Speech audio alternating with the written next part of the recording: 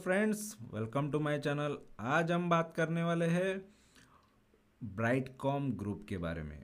Brightcom group या Brightcom company या BCG company कहो, ये काफ़ी चर्चा में रही है और ऑलरेडी इसका लॉस के वजह से और यहाँ पर सेबी ने भी इस पे काफ़ी एक्शन लिए हैं, फ़ाइन लगाए हैं। तो सारी चीज़ें देखने वाले हैं और इन्वेस्टर का इसने नुकसान तो कराया ही है। तो इसके बारे में कम्प्लीटली डिटेल में जानेंगे। और ये स्टॉक देखो मेरे पोर्टफोलियो में होने की वजह से ये वीडियो में ला रहा हूँ आपके लिए। और इसका देखो अपडेट मैंने टेलीग्राम पे दे दिया था कि कब मैंने लिया था, उसके बाद इसका क्या हाल हुआ है, इसमें फ़ायदा होगा नुकसान होगा क्या होगा, ये हम आगे बात करेंगे। तो वीडियो एंड तक देखो और वीडियो अच्छा लगेगा तो ज़रूर चैनल को सब्सक्राइब करना। तो पहले ब्राइटकॉम ग्रुप करती क्या है कंपनी। ये टेक्नोलॉजी वाली कंपनी है, आईटी वाली कंपनी है। यहाँ पर दिखाई दे रहा है हमको विनिंग थ्रू पीपल, ठीक है। तो यहाँ पर ये भी क्लिक करोगे जैसा तो सारी चीज़ें नज़र आ जाएगी, ठीक है। तो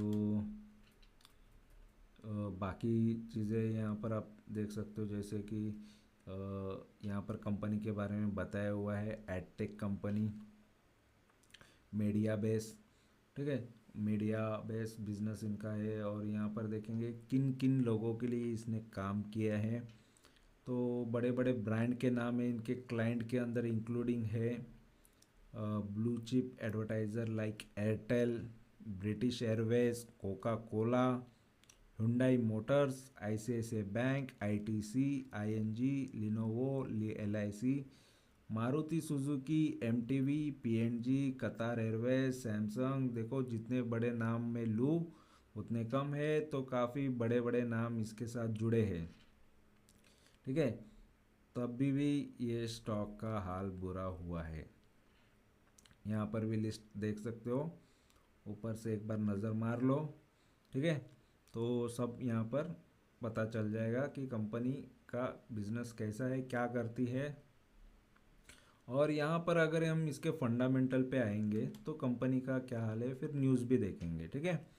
तो फिलहाल यहाँ पर देखते तो देखो 8.5 रुपये इसका ये शेयर है। लगातार ये गिरावट में हमको नज़र आ रहा है और 6.5 तक भी जा चुका था। 23 रुपये तक था ये एक साल में, वहाँ से ये अभी 8 8.5 पे आया है। पी काफ़ी कम हो गया है, ठीक है। आरओसी ये अच्छा नज़र आ रहा है। बुक वैल्यू स्टॉक के प्राइस से ज़्यादा नज़र आ रहा है। बुक वैल्यू अच्छा ही है, अगर स्टॉक के ऑलरेडी आसपास भी हो तभी भी अच्छा ही होता है। डिविडेंड नहीं देती है और 2010 से ये कंपनी इनकॉर्पोरेटेड हुई है, स्टार्ट हुई है ब्राइटकॉम ग्रुप। जो इसका पहले नाम था फॉर्मरली इसको लाइकॉस इंटरनेट लिमिटेड कहा जाता था। तो फिलहाल ये कंपनी का अगर चार्ट की बात करेंगे तो देखो गिरावट ही हमको नज़र आएगी, ठीक है। तो 16 से ये 23 तक गया था और वहाँ से ये स्टॉक ने जो गिरावट दिखाना स्टार्ट किया, बीच में ये बढ़ भी रहा था फिर से गिरावट दिखा रहा है।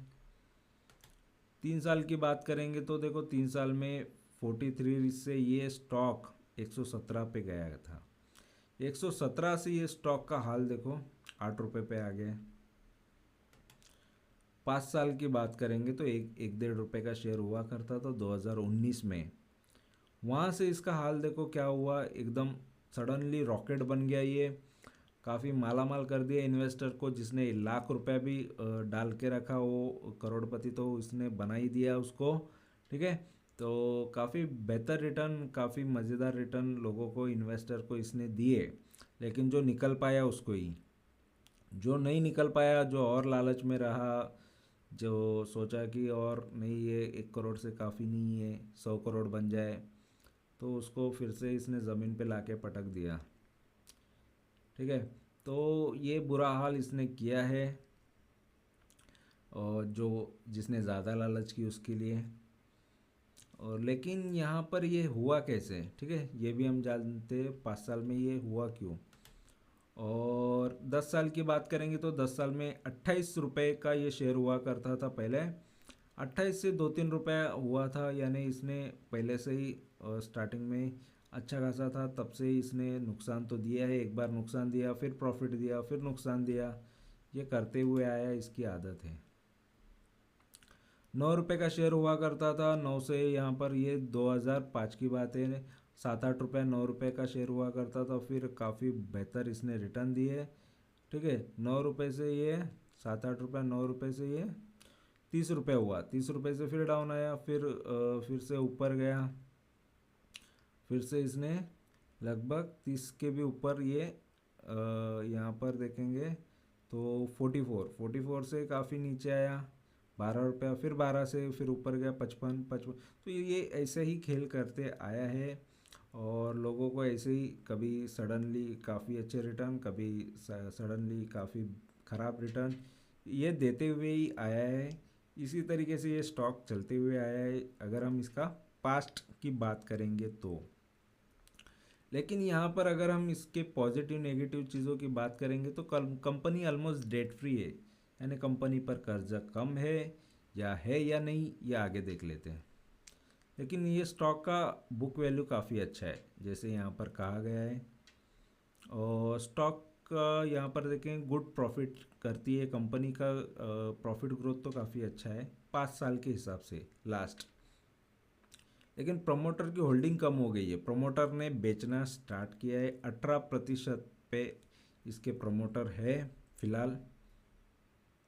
पीयर कंपैरिजन करेंगे तो ये कंप्यूटर सॉफ्टवेयर के अंदर है, जिसके अंदर मीडियम एंड स्मॉल कंपनी या सॉफ्टवेयर है इसके कैटेगरी के हिसाब से, जिसके अंदर ओरेकल, फिनसर्व, ये कंपनी टॉप की कंपनी मार्केट कैप की वजह से, और ये यहाँ पर ये सबसे नीचे है क्योंकि इसका मार्केट कैपिटल काफ़ी कम है, 1700 करोड़ का। क्वार्टरली की बात करेंगे, क्वार्टरली रिजल्ट्स तो देखो 879 करोड़ का सेल, काफ़ी अच्छा है। 879 करोड़ का सेल कंपनी कर रही थी, वहाँ से सेल्स में काफ़ी उछाल देखने मिला, ग्रोथ देखने मिला, 2800 करोड़ तक गया था 2022 में। फिर सडनली ये सेल्स गिरावट में देखने मिला, तो 1300 करोड़, 1350 करोड़, फिर 1600, 1700 करोड़, फिर 1800 करोड़, फिर से गिरावट सेल्स के अंदर देखने मिली, जो है 450 करोड़ का। तो यहाँ पर नेट प्रॉफिट देखेंगे तो 139 करोड़ से अभी फ़िलहाल कंपनी ने लॉस किया है दिसंबर 2023 में, लास्ट है ये, अभी की बात नहीं है। तो ये स्टॉक का यही प्रॉब्लम था, ये रिज़ल्ट इसके नहीं आ रहे थे सेबी के रिकॉर्ड में, सेबी के पास इन्वेस्टर को भी रिजल्ट्स नहीं पता थे कि आगे क्या कर रही है। तो पूरे 1 साल के यहाँ पर देखेंगे, दिसंबर में कंपनी ने लॉस किया, रियल रिजल्ट नहीं दिखाया जा रहा था, ये इसकी कहानी है। अगर देखेंगे तो इसीलिए मैंने कहा कि मैं ये चीज़ बाद में बताऊंगा, तो इसीलिए इसको जेड ग्रुप में रखा गया है, क्योंकि इसके जो रिजल्ट्स थे यहाँ पर देखेंगे वो ख़राब बताए गए थे, ठीक है, तो ख़राब थे, और ये जेड कैटेगरी में डाला है। और जेड कैटेगरी का मतलब यही होता है कि वो जो स्टॉक है वो सिर्फ और सिर्फ वीक के, ठीक है, फर्स्ट डे पे ही ट्रेड होगा, first trading day of every week, वो जेड कैटेगरी वाले होते हैं। तो ये इस वजह से सिर्फ मंडे को ही होगा, या अगर मंडे को छुट्टी है तो ट्यूसडे को होगा।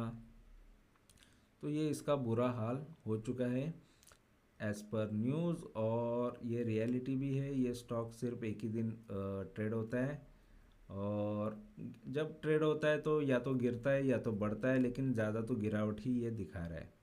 ख़राब हाल हो गया है, काफ़ी इन्वेस्टर इसमें से निकल गए, भाग गए हैं, ठीक है।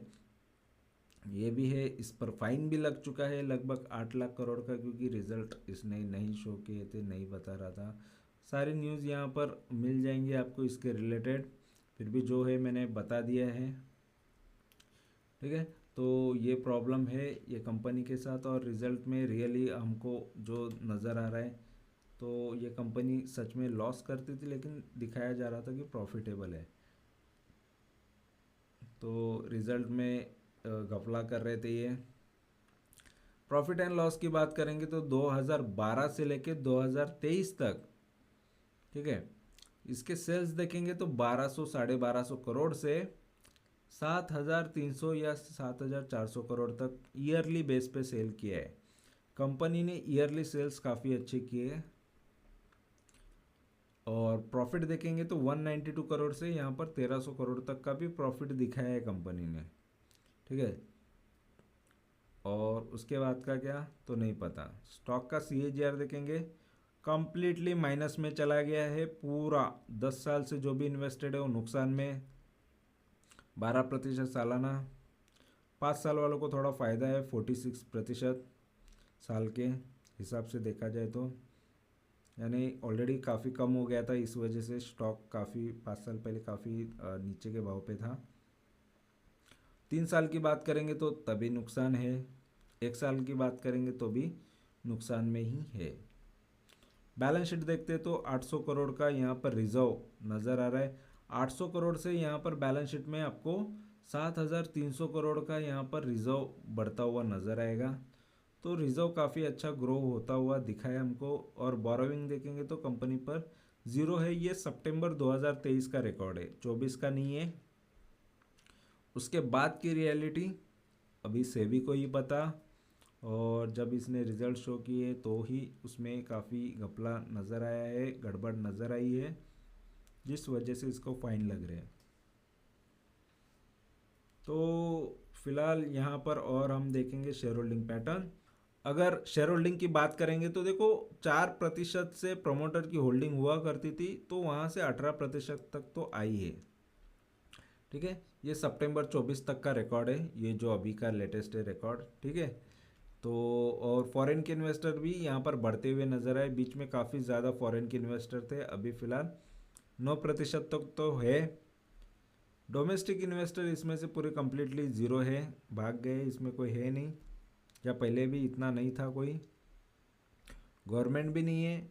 अभी ये शेयर्स तो है किसके पास सबसे ज़्यादा में, तो सबसे ज़्यादा पब्लिक के पास ही है, 72%, 72% से भी ज़्यादा पब्लिक के पास है, आज भी अभी भी, ठीक है।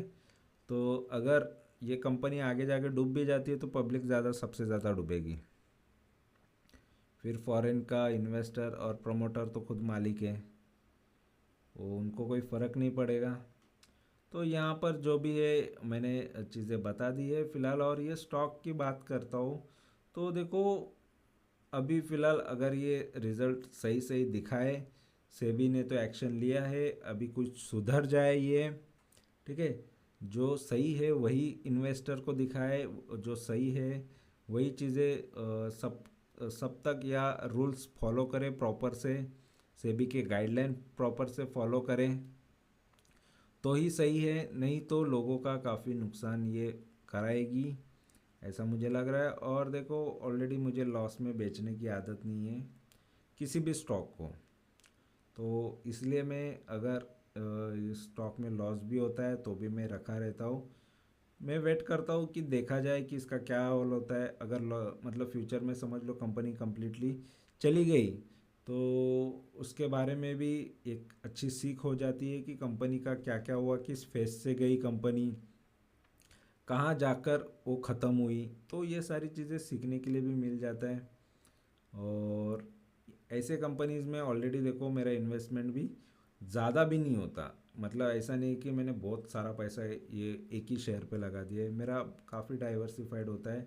और 6-7 पोर्टफोलियो है, अलग अलग पोर्टफोलियो है, हर एक कोई पेनी स्टॉक के लिए अलग पोर्टफोलियो, पेनी स्टॉक के अंदर भी काफ़ी ज़्यादा स्टॉक होते हैं, अलग अलग कंपनीज होती है, तो किस में कितना लगाना है, किस में क्या, और कौन से में ज़्यादा ग्रोथ नज़र आ रहा है, उसमें जिसमें ग्रोथ ज़्यादा नज़र आ रहा है, सेल्स अच्छे नज़र आ रहे हैं, प्रॉफिट अच्छा नज़र आ रहा है, उसमें और ऐड किया जाता है। जिसमें कुछ खराबी है तो उसको ऐड नहीं किया जाता, ठीक है, तो उसमें वेट किया जाता है। तो ये सारी चीज़ें मैं स्ट्रैटेजी करते रहता हूँ, और जो कुछ है वो चीज़ें मैं आपको बताते रहता हूँ, ठीक है।